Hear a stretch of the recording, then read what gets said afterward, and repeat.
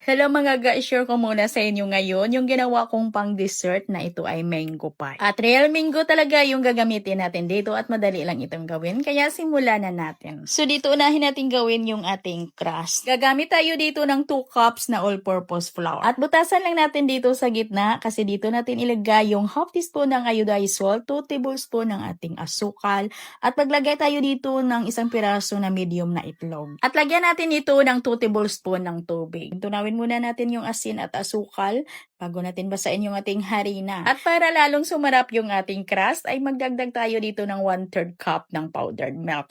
At dito maglagay tayo ng shortening. Pwede naman nagagamit tayo dito ng margarine. Half cup na shortening yung ilagay ko dito. At masahin lang talaga natin ito ng mabuti hanggang sa magkaroon tayo dito na parang dough na yung ating mixture ay maging firm. Kaya masahin natin dito sa ating mesa.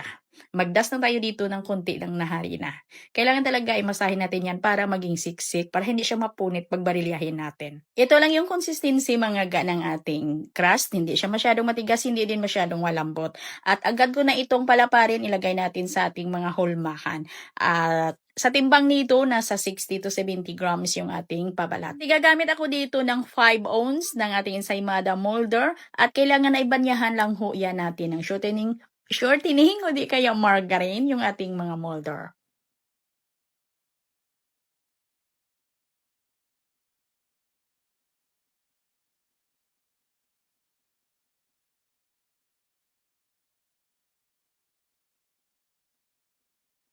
At may ginamit din ako dito na medyo lumalaki ng kunti sa ating mga hulmahan. At butas-butasan lang natin ito gamit yung ating tinidor. At isit aside lang muna natin. Gawa muna tayo ng ating flan mixture. So ito na yung ating flan mixture. Gagamit tayo dito ng 3 piraso ng egg yolk mula ito sa large na itlog. At maglagay ako dito ng 2 piraso na whole eggs. At large din ito na itlog. Maglagay tayo ng half cup ng white sugar at half cup na powdered milk at 1 teaspoon ng vanilla extract. And then haluin muna natin yan para matunaw yung ating asukal at yung ating powdered milk.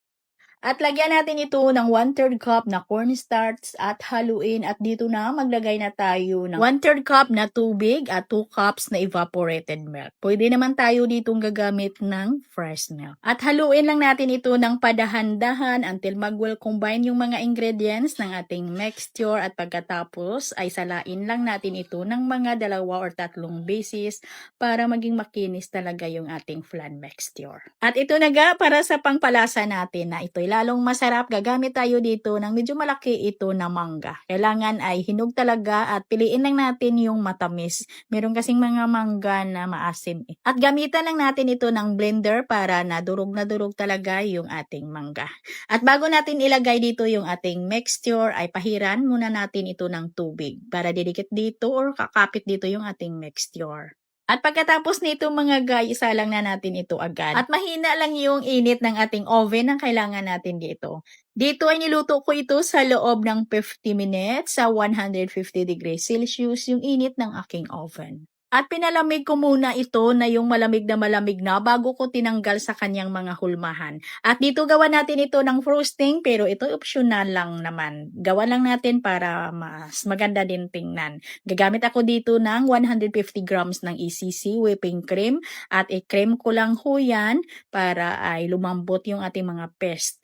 At pagkatapos ay scrape lang natin. Pagkatapos ay pwede na natin lagyan ng malamig na tubig. 1/3 cup yung nilagay ko dito.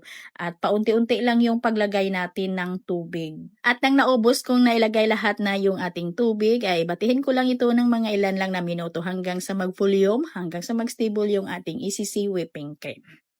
At ito na mga ay i-design na po natin dito sa ibabaw. At pwede ka naman gumawa dito ng isang hulmahan lang na medyo malaki, ay depende na ho yan sa inyo. Pero pag makapal yung mixture ninyo ay medyo mahaba din yung time, yung pagluto dito.